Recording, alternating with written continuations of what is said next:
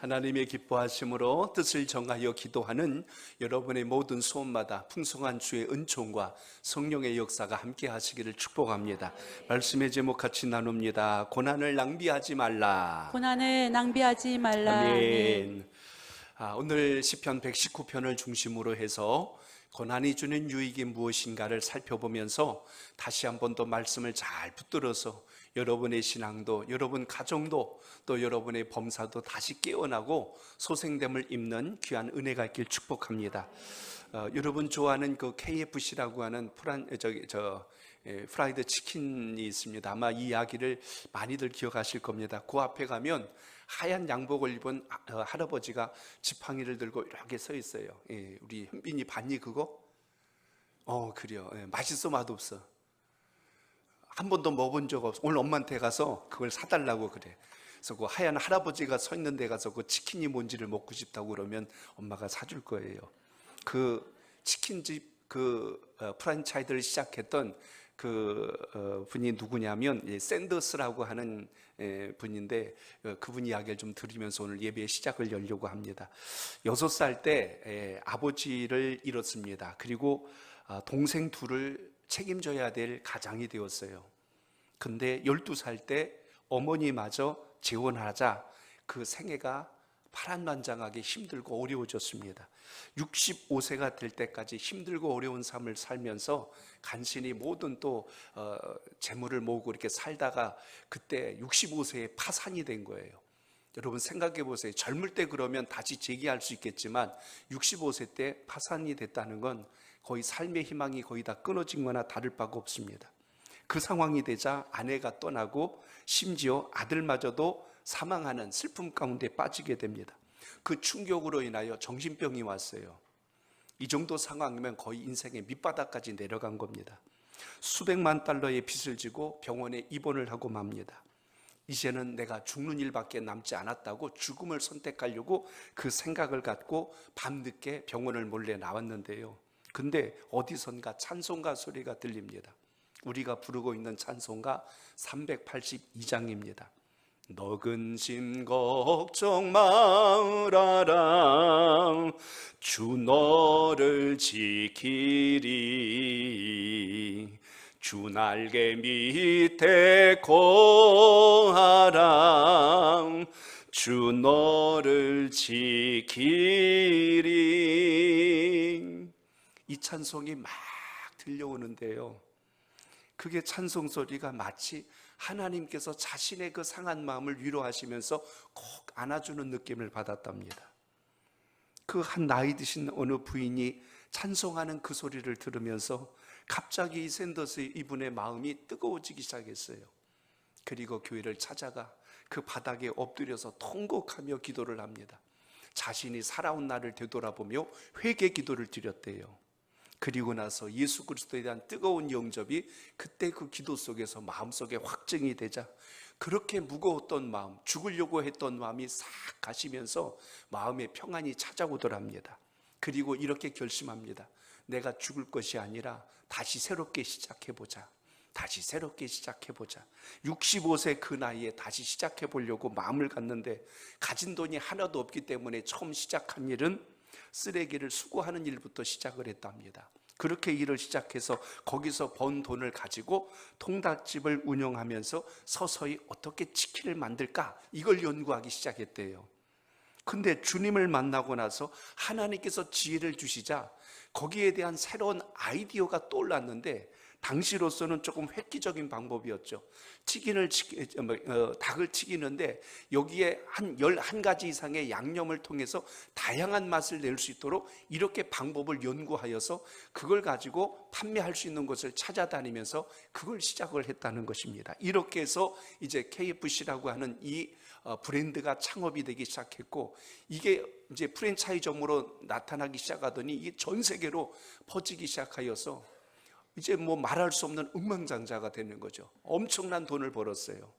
그가 90세 되던 1980년 세상을 떠나기 직전까지 그 많은 돈을 벌으면서 그가 했던 일이 무엇이냐면 더 큰 사업장을 벌이자가 아니라 주님을 만났던 그 순간을 간증하며 다녔답니다. 내가 예수님 때문에 이렇게 바뀌었습니다. 그래서 선교하며 다녔고 복음을 전하며 다녔던 그의 마지막 노후를 봅니다. 어떻게 보면 65세부터 이제 90세까지 그 시간을 그는 복음 전하는 자로서의 마지막 삶을 영위해 나가면서 하나님이 주신 물권의 복도, 복음을 위해서 살아가는 역사도 경험했다는 것입니다. 오늘 이 시간 여러분, 우리의 삶의 여정이 지금 당장은 조금 힘들고 막히고 어려운 것 같을지라도, 시대가 아무리 혼란하고 어지러운 세대라 할지라도 복음의 능력을 잃지 말고 붙들어서 승리하는 여러분의 기도와 간구가 있기를 축복합니다. 일본의 소설가 미우라 아야코가 썼던 글 중에 고난의 의미란 글을 좀 인용하겠습니다. 그 글이 오늘 본문이랑 좀 연결이 될 것 같아요. 거기 이런 글을 씁니다. 병들지 않으면 드리지 못할 기도가 있다. 병들지 않으면 믿을 수 없는 기적이 있다. 병들지 않으면 들을 수 없는 말이 있다. 병들지 않으면 가까이 갈 수 없는 장소가 있다. 병들지 아니하면 우러러 볼 수 없는 얼굴이 있다. 병들지 아니하면 나는 인간이 될 수조차 없다라고 했습니다. 이걸 조금 쉽게 제가 표현해 볼게요. 병들어서 심각함에 빠졌을 때 비로소 다른 때 전혀 해보지 않았던 기도가 그때 간절해지더라는 겁니다. 사람이 아파보고 문제가 생기고 걱정이 생기니까 다른 땐 그렇게 간절한 기도가 없었어요. 근데 하나님 앞에 간절한 기도가 비로소 생겨났는데, 그 미우라 아야코는 언제라고 했냐면 내가 아파 볼 때 그때 비로소 내가 기도의 가치를 알았다, 이렇게 이야기합니다. 또 한 가지예요. 지금까지 믿어보지 아니했던 기적을 믿게 되었대요. 옛날에는 그런 게 어딨어. 근데 아파 보니까 하나님의 기적을 바라보는 소망이 생겼다고 고백합니다. 그리고요, 지금까지 들리지 않았던 그 말씀이 어쩌면 나를 향하여 주시는 생명의 말씀처럼 그렇게 쏙쏙 들어오고 자기 심령에 새겨지든지, 옛날에는 그것이 귀담아 듣지 않았던 말씀이 이제는 생명처럼 받아들이는 역사가 일어났다는 것입니다. 그동안에는 하나님 근처도 가지 않았던 삶이 이제는 하나님 아니면 난 살 수 없습니다 하는 마음으로 더 주님을 가까이 가는 마음으로 변화가 일어났다는 것입니다. 지금까지 귀로만 듣던 그 하나님에 대한 이야기가 내 삶 속에서 구구절절 체험이 되고 그것이 경험이 되는 것을 만나게 됨으로 인하여서 오히려 하나님을 더 뜨겁게 만나는 역사가 있었답니다. 그러므로 이제는 비로소 나의 전 삶이 하나님께 속하였다는 것을 깨달은 그 시작이 언제였냐면, 자신의 삶에 고난이 왔을 때, 위기가 왔을 때 주님을 알게 되었더라, 이렇게 고백합니다. 그렇기 때문에 고난을 무조건 나쁜 것이라고 말할 수 없는 이유가 여기에 있다는 것입니다. 물론 우리가 건강하고 평안할 때 주님을 만나면 얼마나 좋겠어요. 근데 대부분 우리는 연약하고 대부분 우리는 교만하여서 평안하고 넉넉하고 여유로우면 하나님을 찾으려는 마음의 간절함이 사라져버립니다. 오늘 본문 속에 보면 우리가 기억하는 말씀이 하나 있어요. 71절을 읽어봅니다. 시작. 고난당한 것이 내게 유익이라. 이로 말미암아 내가 주의 율례들을 배우게 되었나이다. 아멘. 고난 때문에 내가 하나님의 말씀을 더 깊이 알고 배우고 경험하게 되었다, 이렇게 고백합니다. 어떤 분은 이런 표현을 하더라고요. 인생은 고난 백화점이다 라고 그랬어요. 일부는 공감이 됩니다. 왜냐하면 사람을 만나면요, 고난이 없는 사람이 없어요. 근데 그 고난이 사람마다 달라. 다 달라요. 어쩌면 그 개성처럼 성격처럼 이렇게 다를 수가 있을까? 그래서 인생을 가만히 놓고 보니까 다 고난 덩어리를 끌어안고 사는 것처럼 보여졌다는 것입니다. 그렇기 때문에 우리가 세상을 살다 보면 예상하지 못했던 수많은 어려움과 위기가 있을지라도 우리가 그 속에서 고난을 경험하며 발견해야 될 것은 나의 고난이 이렇게 힘들어요 하고 하소연하고 넋두리 하는 게 아니라, 그걸 통해서 하나님의 뜻을 발견할 수 있는 믿음의 눈이 더 열려지길 축복합니다. 오늘 본문이 바로 그것을 우리에게 가르쳐주고 있어요. 세상에서 우리가 고난당하고 살아갈 때 오히려 그것이 당시로는 참 힘들고 어려울 수는 있습니다. 그런데 지나고 보니까 그걸 통해서 하나님이 우리에게 알려주시는 역사가 있었다는 것을 깨닫게 된다는 것입니다. 하나님의 섭리를 발견하게 되면 내가 알고 있던 지식과 경험을 넘어서 하나님이 하시는 그 놀라운 것을 알게 될 때 그 경이로움을 만나기 때문에 이제는 인생을 살아갈 때 두려운 것이 아니라 기대가 된다는 것입니다. 고난을 많이 겪어보면요, 내일이 두려운 거예요. 그냥 오늘 살고 그냥 죽어버렸으면 좋겠다. 근데 하나님을 만나고 나면요, 내일이 기대가 되는 거예요. 어떤 시련이 기다린다 할지라도, 어떤 어려움이 온다 할지라도 주님과 함께 하신다면 내가 그 고난을 지나갈 수 있나이다. 오늘 이런 역사가 오늘 이 시간 기도하는 여러분의 간구 속에 있기를 축복합니다. 그렇기 때문에 인생에서 고난이라고 하는 것은 하나님의 뜻을 발견할 수 있는 놀라운 교과서와 같고, 그것을 배울 수 있는 기회가 되어진다면 고난을 통해서 우리가 알아야 되는 게 있어요. 우린 기도하다 보면 그렇습니다. 하나님, 이 고난이 좀 빨리 지나가게 하옵소서. 하나님, 이 고난이 빨리 지나가게 하옵소서. 이건 지나간다는 게 어떤 의미냐면, 응답해달라는 뜻도 되겠지만 자칫 잘못하면 하나님의 뜻은 깨닫지 못하고 환난만 피하고 싶어하는 우리의 인간적인 감정이 거기서 일어난다는 거예요. 똑같은 고난인데 어떤 사람은 그걸 통해서 인생의 지혜와 답을 찾는 사람이 있고, 어떤 분은 아구 하나님께 기도했더니 고난이 휙 지나가 버렸어 하고 그것으로 끝나는 사람이 있다라는 겁니다. 여러분 잘 기억하세요. 고난을 빨리 지나가는 것보다 더 중요한 것은 그걸 통해서 하나님을 만날 수 있길 바랍니다. 오늘 제가 말씀의 제목을 그렇게 잡았어요. 고난을 낭비하지 말라고 한 것은 고난을 빨리 피하는 것으로 만족하지 말라는 겁니다. 그 고난 때문에 여러분의 삶 속에 주님을 만날 수 있는 기회로 더 성숙하고 변화될 수 있는 기회를 만난다면 그건 결코 우리에게 무익한 것이 아니라 더 귀한 것을 만나는 기회가 된다는 것을 오늘 꼭 잊지 않길 바랍니다. 더 중요한 가치를 붙들면 눈앞에 있는 것은 결코 여러분을 쓰러뜨릴 수 없다는 걸 기억하시고 믿음의 자리에 굳건히 서시길 바랍니다. 사람마다 자기가 중하게 여기는 게 있어요. 더 가치를 두는 게 있기 때문에 모든 기준점이 달라요. 그런데 우리 인생의 기준점을 하나님께 두면 여러분 삶 속에 일어나고 아직 해결되지 않는 문제, 또 하나님 보실 때 여러분의 부족한 문제는 반드시 하나님께서 이걸 지나고 통과하여야 더 강한 자로 세워진다는 성령의 음성을 꼭 들을 수 있길 바랍니다. 제가 초등학교 때 겪었던 그게 트라우마가 됐나 봐요. 잊지 못하는 이야기 하나만 좀 드릴게요. 저 초등학교가 되면 저희 어머님이 저를 시골 큰 댁에 보내요. 한 달을 거기서 있다가 오라고 해요. 저희가 3남매라 어머니가 일도 하고 많이 바쁘니까 저를 우선 딱 띄워놔가지고 거기 있게 했는데, 있다 보니까 여름방학 때 내려가면 우리 큰아버지 큰엄마가 아침 일찍 일어나서 밥상 차려놓고 나가서 논밭에 나가 일하잖아요. 그리고 저녁 해질 때쯤 들어오니까 혼자 있으니까 얼마나 심심해요. 그러니까 집에서 뭐 놀거리를 막 찾는데 놀거리가 안 보이니까 부엌에 들어가 봤는데 제 눈에 놀거리가 보였다니까요. 뭘 발견했냐면 거기 가마솥 뒤에 가니까 거기 이렇게 가지고 트리오라고 써있는 병이 하나 보이는데 저의 눈엔 그게 뭐로 보였을 것 같아요?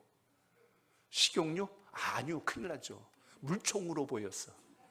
야, 저걸 보니까 또 오늘 또 가가지고 또 그러지 마요. 우리 또 현빈이 우빈이 또 집에 가서 엄마 트리오들 내려 그러지 말고, 그걸 갔더니 딱 보니까 완전히 제 눈에는 그때는요 파란색 병이 긴 게 있었거든요. 그게 물이 굉장히 멀리 날아가요. 한번 쏘면 이게 탄력이 좋아가지고. 그래서 그걸 딱 갖고 놀려고 봤는데 아니 이게 사놓은 지 얼마 안 돼가지고 꽉 차 있는 거예요. 물총놀이는 해야 되겠는데 이게 꽉 차니까 저로서는 방법을 선택해요. 저는 그것의 용도는 중요하지 않아요.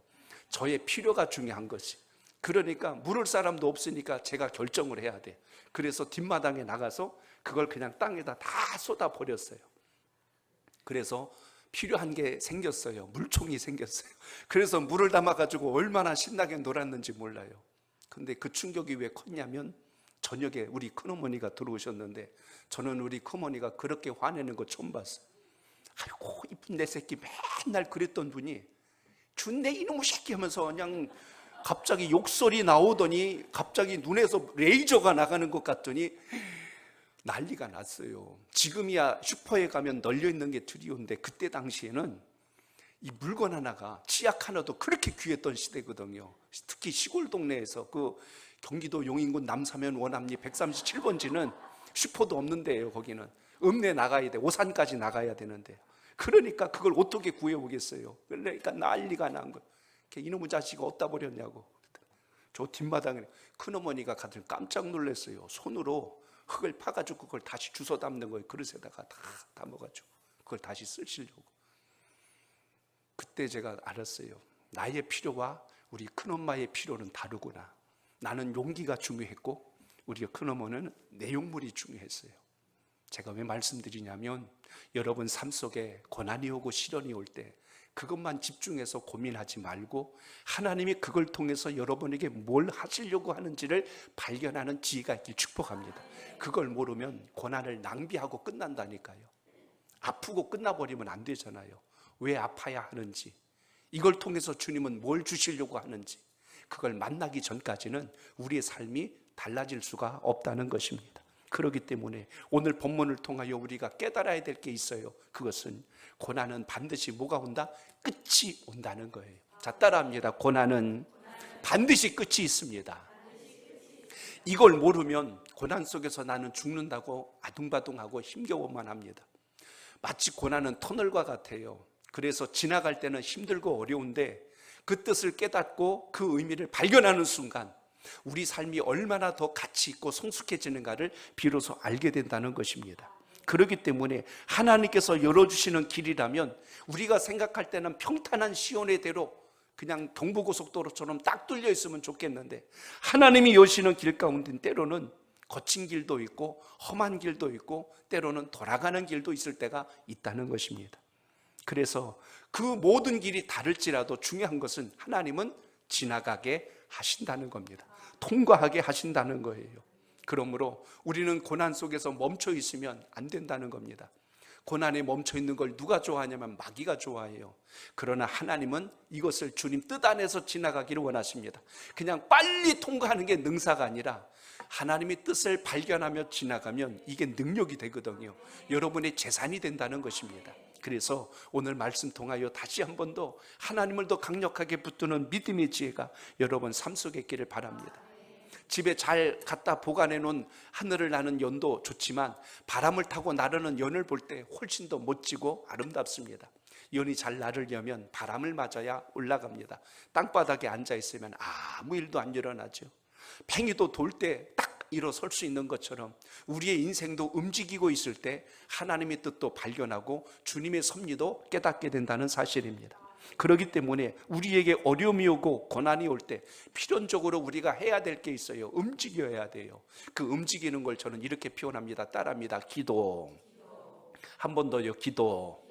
기도는 하나님의 뜻을 발견하기 위하여 우리가 움직이는 과정이란 사실을 잊지 않길 바랍니다.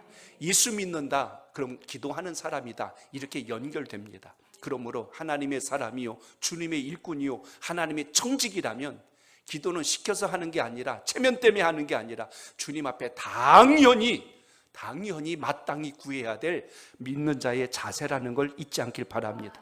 그러므로 오늘 성경의 모든 인물들의 공통점이 고난을 만날 때, 시련을 만날 때 가만히 있지 않고 하나님 앞에 나와서 엎드렸다는 사실입니다. 다윗이 고난을 만났을 때 기도함으로 하나님의 뜻을 발견합니다. 아, 하나님이 이것을 주시려고 그랬구나. 그걸 알게 되니까 이 시편의 상당수가 다윗의 시입니다. 이 시편은요 하나의 노래도 되지만 기도문입니다. 하나님을 발견하고 쓴 이 수많은 기도문의 공통점은 자신의 환난과 역경 속에서 하나님의 일하심을 발견하고 그것을 기록해 나간 주옥 같은 말씀이 이 속에 펼쳐져 있는 것을 보게 됩니다. 이걸 모르면 내 생각에 갇혀서 벗어나지를 못해요. 지난주 중에요 우리 김하나 집사님 우리 둘째 아들 우리 창경이가 이제 다음 주 입대한다고 교회를 찾아왔어요.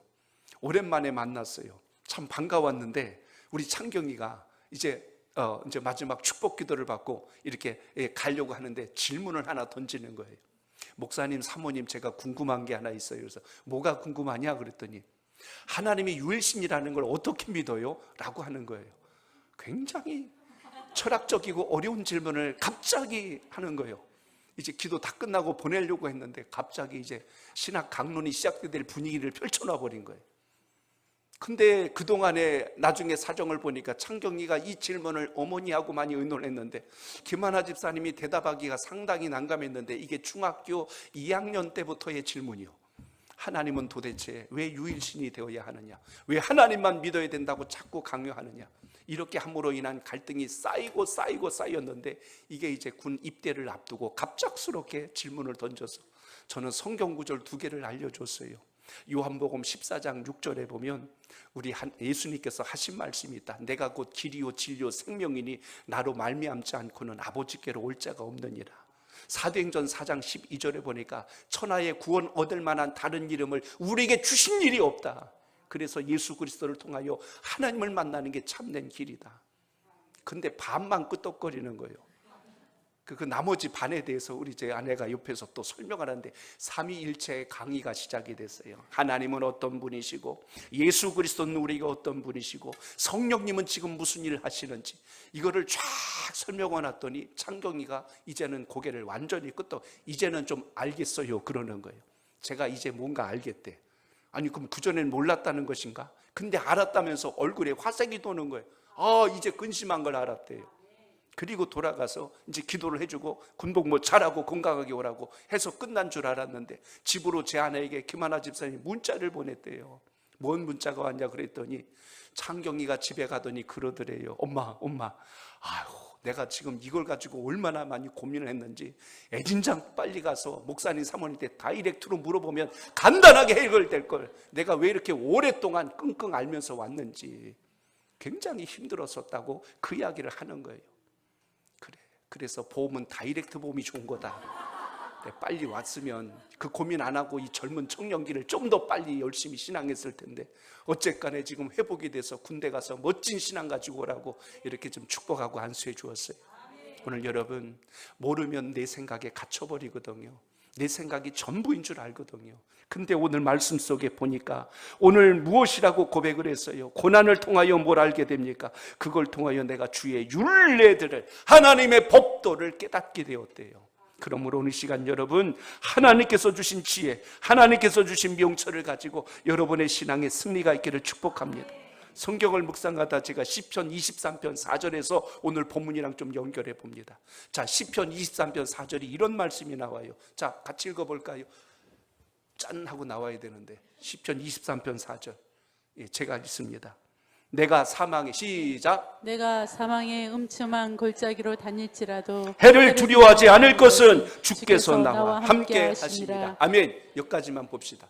거기 보니까 내가 사망의 음침한 골짜기로 다닐지라도 해를 두려워하지 않을 것은 주께서 나와 함께 하심이라. 이게 오늘 고난과 하나님의 뜻과 연결된 아주 중요한 다윗의 고백입니다. 여기 보니까 우리 성경에는 음침한 골짜기로 다닐지라도라고 돼 있는데 영어 성경에는 다닐지라라고 돼 있지 않아요. I walk through라는 단어를 씁니다.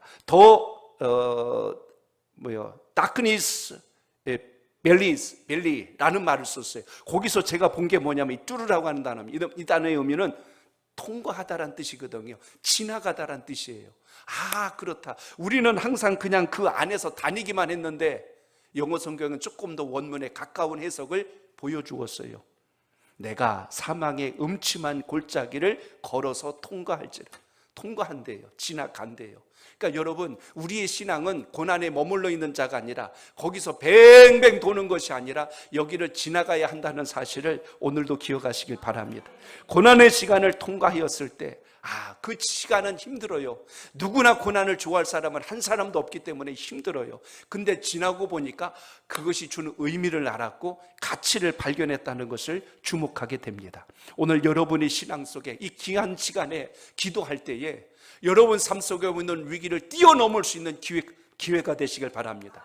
고난은 여러분에게 걸림돌도 될 수 있고 디딤돌이 될 수가 있어요. 이왕이면 딛고 일어서는 게 낫잖아요. 걸려서 맨날 엎어지고 자빠지는 것보다 그걸 딛고 일어섰을 때 더 높이 날아올 수 있는 도약대가 될 수 있다면 얼마나 귀하겠습니까? 그렇기 때문에 악한 권세는 고난의 시간이 영원토록 막힌 것처럼 우리를 공격해요.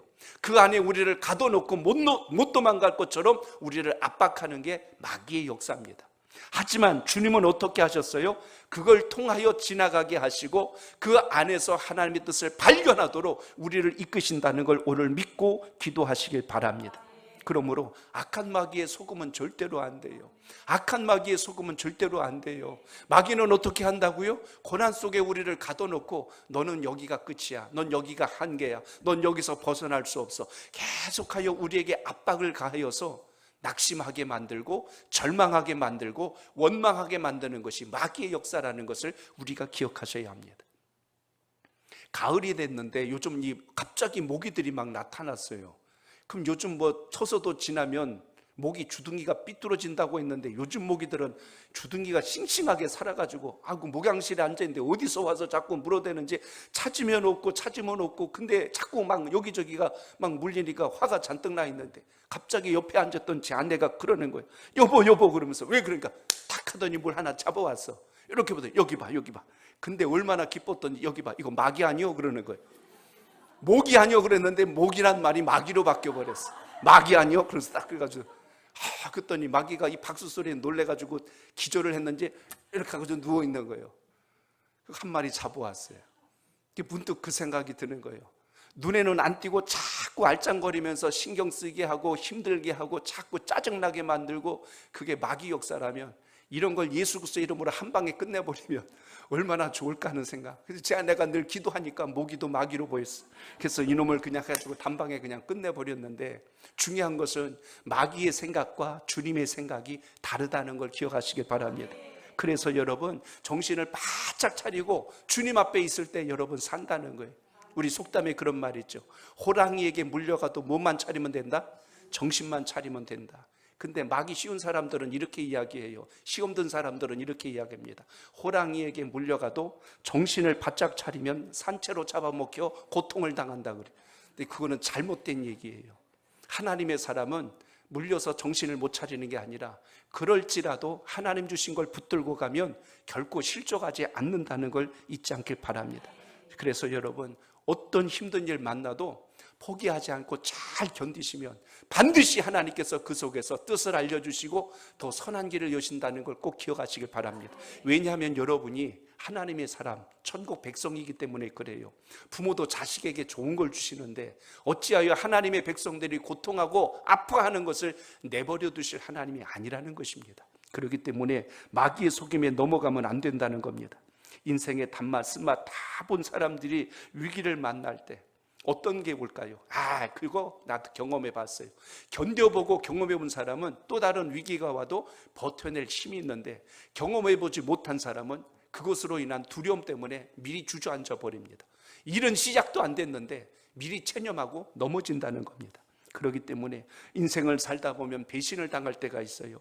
혹독한 실패를 경험할 때도 있고 좌절을 만날 때도 있습니다. 그런데 지나고 보니까 그걸 견디고 이겨낸 현재의 내 모습이 있다면 오늘 앞으로 어떤 어려움이 와도 능히 이길 힘을 주시는 주님이 계신다는 걸 항상 기억하시길 바랍니다. 환경을 핑계 삼아서 신앙을 저울질하지 마세요. 그 사람이 신앙에 깊이가 있느냐 없느냐는 위기를 만나보면 금방 안다는 것입니다. 그러므로 환경 핑계 대지 마세요. 예배 흔들리지 않길 바랍니다. 기도 생활 멈추지 마세요. 열어보신 사명 잘 붙들고 하나님의 일꾼으로 거듭날 수 있길 바랍니다.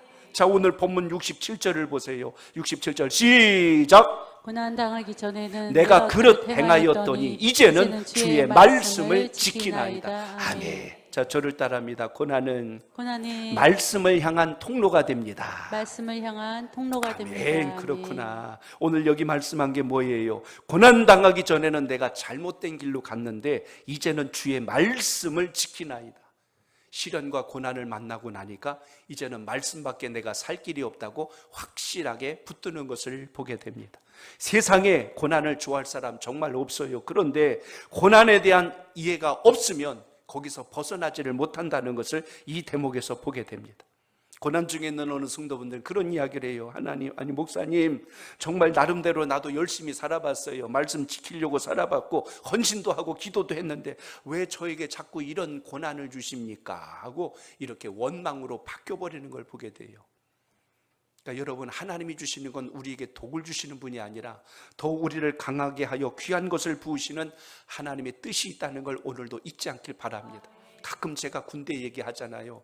맡겨진 임무가 중할수록 훈련의 강도는 굉장히 세고 높습니다. 그래서 특전사나 해병대나 그리고 특수임무를 맡은 UDT나 이런 군인들의 훈련 강도는요, 일반 사병들하고는 비교가 안 된다니까요. 그래서 거의 죽음 직전에서도 살아날 만큼 강도 높은 훈련을 통하여 강한 군인을 만들어내죠. 그렇기 때문에 예수님을 믿는다는 것이 그냥 뒷산에 그냥 무슨 먹을 거 하나 들머지고 산책이나 소풍 가는 기분이 아닙니다. 오늘도 이 세상에는 악한 권세, 사악한 마귀 권세가 사상과 이념으로, 음란으로, 온갖 악함으로 믿는 자들 얼마나 대적하는지 몰라요.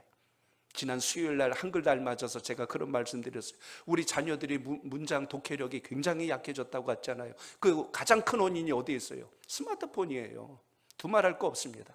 책은 안 읽고 계속하여 그걸 통해서 그냥 보는 것으로, 듣는 것으로 끝나버리니까 문장 이해력도 없고 그 문해 해석하는 능력도 자꾸 떨어질 수밖에 없다는 것처럼 신앙은 안 그럴까요? 주님을 깊이 체험한 사람하고 수박 겉핥기로 신앙한 사람하고 어떻게 신앙의 길이 같을 수가 있겠어요? 그렇기 때문에 오늘 금요기도에 나오신 여러분들의 믿음은 하나님의 확고한 역사와 증거를 체험하는 영적인 승리자가 꼭 되시길 바랍니다. 사도 바울이 고백한 것을 같이 읽어보겠습니다. 고린도후서 1장 8절로 9절이에요. 같이 봅니다. 시작. 형제들아, 우리가 아시아에서 당한 환난을 너희가 모르기를 원하지 아니하노니 힘에 겹도록 심한 고난을 당하여 살 소망까지 끊어지고 우리는 우리 자신이 사형 선고를 받은 줄 알았으니 이는 우리로 자기를 의지하지 말고 오직 죽은 자를 다시 살리시는 하나님만 의지하게 하심이라. 아멘. 오늘 말씀을 딱 두 절로 지금 정리한 거예요.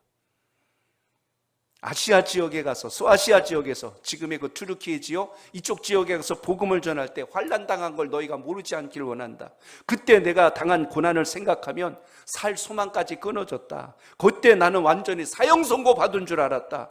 그래서 그때 내가 했던 것은 살아계시는 하나님만 의지할 수 있는 오히려 기회가 되었다고 이렇게 고백을 합니다. 오늘 여러분 주의 말씀을 통하여 아버지 하나님의 역사가 여러분 속에 살아있길 바랍니다. 시편에 다윗이 많이 기록했다고 말씀드린 이유가 여기에 있습니다. 다윗의 삶을 보세요. 블레셋의 장수였던 골리앗이 이스라엘 대군과 싸우려고 선봉에 섰을 때 다윗은 군인도 아닌 신분에서 전쟁터에 나갔다 골리앗을 만나고 물맷돌로 완전히 하나로 작살을 내서 죽여버렸잖아요. 그로 인하여서 다윗의 인생이 파란만장해지기 시작합니다.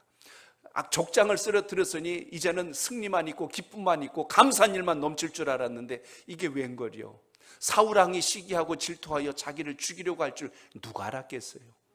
이쯤 되면 하나님에 대한 소망과 믿음이 없다면 다윗도 하나님 원망했을 거예요. 하나님, 제가 뭐 잘못했나요? 적장을 쓰러뜨렸는데 왜 저를 이렇게 죽이려고 왕이 저렇게 설치도록 내버려 두시나요? 아마 그랬을 겁니다. 그럼에도 불구하고 다윗은 사울의 생명을 해하지 않잖아요. 끝까지 다윗은 사울을 이스라엘의 왕으로 인정했고 하나님의 뜻에 철저히 순종하며 가는 것을 보게 됩니다. 심지어 나중에 다윗이 왕이 올랐을 때도 그의 셋째 아들 압살롬이 나라를 뒤집었고 자기가 강제로 왕권을 빼앗을 때도 다윗은 그것을 가지고 하나님을 원망하지 않아요. 자신을 탓합니다. 다 이것이 나의 부족한 탓이요, 내가 하나님의 뜻을 제대로 이해하지 못한 탓이요 하고 자신에 대해서 철저히 회개하고 엎드리는 것을 보게 됩니다. 더 놀라운 것은 그런 다윗을 하나님이 어떻게 하세요? 다시 존귀한 자리로, 이스라엘 역대 가장 그래도 존경받을 만한 왕으로 그를 삼아주신 것을 보면 오늘도 우리가 주의 말씀을 통하여 깨달아야 하는 것이 있습니다. 여러분의 인생도 가정도 삶도 하나님의 주권적 섭리 속에 있다는 걸 오늘 기억하시길 바랍니다.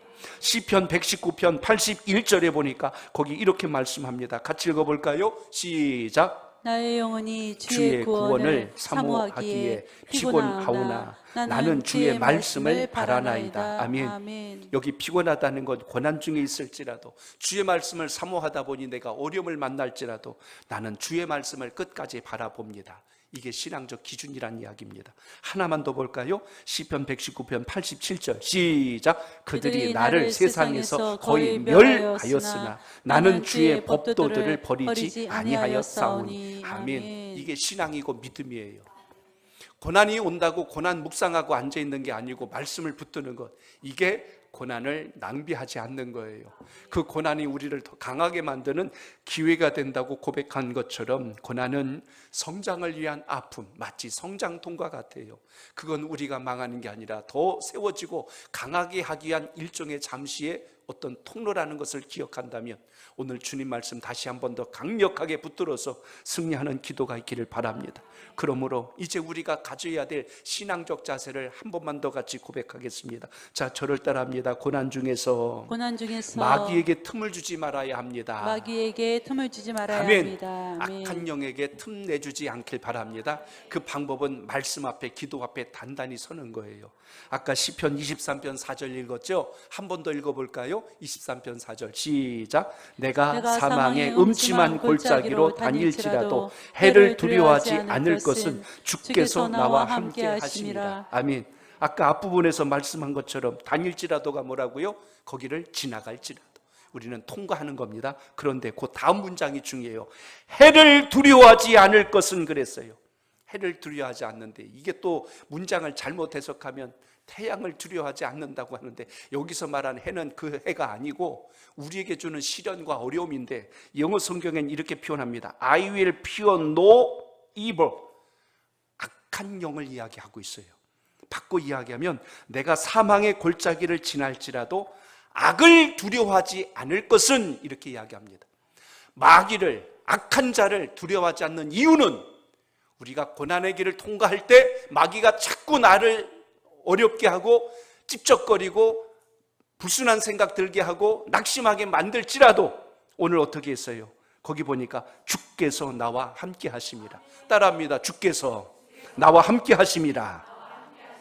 여기서 우리가 인생의 답을 찾으셔야 돼요.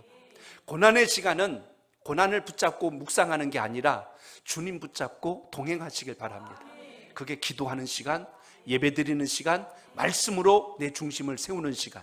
그러면 그 환난도 역경도 고난도 모양은 마치 인생의 고난백화점처럼 다양할지라도 그게 문제가 아니라 하나님을 붙들고 가는 그 인생의 삶 속에서 하나님의 건지심의 역사가 있다는 걸 꼭 기억하시길 바랍니다. 그러므로 악한 권세가 하는 일이 뭐예요? 고난 속에서 우리에게 하는 일이 뭐냐면 고난을 확대 해석하게 만들어요. 어려움이, 걱정이, 염려가 점점 꼬리에 꼬리를 물고 커지게 만들어서 나중에는 있지도 않는 일을 걱정하여 주저앉게 만드는 것, 그게 마귀의 역사라는 것을 우리가 보셔야 합니다. 마귀는 우리에게 두려움을 가져오게 해요. 사람이 두려울 때가 언제죠? 내가 목표를 세웠던 것이 꺾이는 것 같고 무너지는 것 같고 틀어지는 것 같을 때 위압감과 두려움이 몰려옵니다. 서커스를 할 때요, 밑에다 그물망을 쳐요. 안전을 위해서 합니다. 이거 없을 때 하고 있을 때는 위에서 공연하는 그 사람들의 행동이 다릅니다. 그물망이 있기 때문에 안전한 거죠. 그걸 믿기 때문에 어떤 것이든지 자유롭게 펼치는 것과 똑같은 이치. 우리가 주님 손을 꼭 붙들고 가는 한 악한 권세가 별의별 말로 우리에게 속이고 거짓을 말하고 고난을 확대 해석하게 만들지라도 에이 하고 그거는 듣지 않는 거예요. 그러니까 여러분의 귀는 항상 주의 말씀 앞에 더 민감하고 그것을 붙들 수 있기를 축복합니다. 그렇기 때문에 기억하지도 않아야 될 옛날 상처를 다시 떠오르게 만드는 게 마귀의 역사입니다. 사람을 오해하게 만들고 미워하게 만들고 나중엔 죽고 싶은 생각이 막 들어오게 만드는 것, 이게 다 마귀의 역사라는 사실입니다. 어떤 때는 그래요. 자기의 감정을 주체하지 못하고 입에서 말할 수 없는 폭언이 쏟아지고 감정까지 다 무너져 버려서 결국 고백합니다. 내가 이 정도 수준밖에 안 되나? 그러면 그때 마귀가 여지없이 다가오죠. 너 이제 알았냐? 너는 그 정도밖에 안 되는 놈이야 하고, 그렇게 해서 결국 그래 나는 이 정도밖에 안 돼 하고 결국 자멸하게 만드는 것, 이게 마귀 역사라는 것입니다. 그렇기 때문에 마귀의 간사한 속임에 넘어가지 않는 방법, 오늘 시편 말씀처럼 주께서 나와 함께 하심이라. 주님과 동행하는 지혜가 있기를 바랍니다. 그래서 기도하는 겁니다. 오늘 이 시간 주님 붙들고 기도하세요. 여러분 어려운 문제만 가지고 녹두리하다 가지 말고 하소연하다 가지 말고 주님께서 여러분과 함께 하시는 능력을 거머쥘 수 있길 바랍니다. 자, 우리 한 절 더 봅니다. 시편 119편 72절 아까 읽었던 말씀인데 한번 다시 읽어볼까요? 시작. 주의 입의 법이 내게는 천천 금은보다 좋으니이다. 아멘. 주의 입의 법이 내게는 천천 금은보다 좋으니이다. 결국 하나님의 말씀과 법이 우리를 살리는 능력이 됨을 오늘도 기억하시길 바랍니다. 이 시간 기도할 때 주님 만나는 역사가 있기를 바랍니다.